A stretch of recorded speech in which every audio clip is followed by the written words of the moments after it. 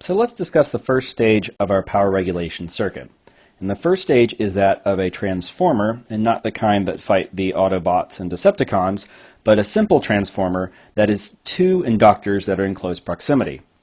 And as we discussed when we originally looked at second order circuits, each inductor has its own little magnetic field that builds up when a current passes through it. But in the case of a transformer, these two inductors are in such close proximity that they mutually have an inductance between one another, and energy can be shared between each one. And so whereas there might be a particular voltage here, let's call it V1, these two inductors can exchange energy such that the voltage 2 over here can either step up or step down. And the way that these voltages are exchanged is based on the number of turns in the windings of the inductor. So each inductor has a certain number of coils of wire that it's wrapped around, and that relationship between these two dictates how the voltages change between one side and another.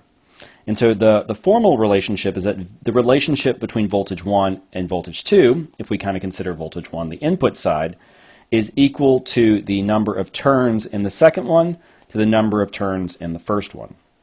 And so depending on the relationship between these two turns in these signals, we can say that V2 is equal to that ratio times V1. And so if N is greater than 1, then the voltage on the other side is going to go up.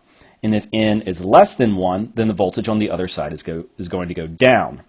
So if N is greater than 1, we would call this a step-up transformer. And if N is less than 1, we would call this a step-down transformer. And so often in transformers, this might go from being 120 volts down to 12 volts, and that would be a 10-to-1 ratio. Now, it's not only the voltage that gets exchanged, it is also the current. So there's nothing free in this relationship because the total power on each side must remain constant. So if on one side you are stepping up or stepping down the voltage, you must do the opposite with the current. So here in this situation, the voltage is stepping down, so the current will actually increase. So if the voltage is going down, the current in this situation will actually increase. Because the total power between the left inductor and the right inductor, because they're coupled, it has nowhere to go. And so if power is equal to VI and power has to remain constant, for power to remain constant, if voltage changes, then current must change proportionally.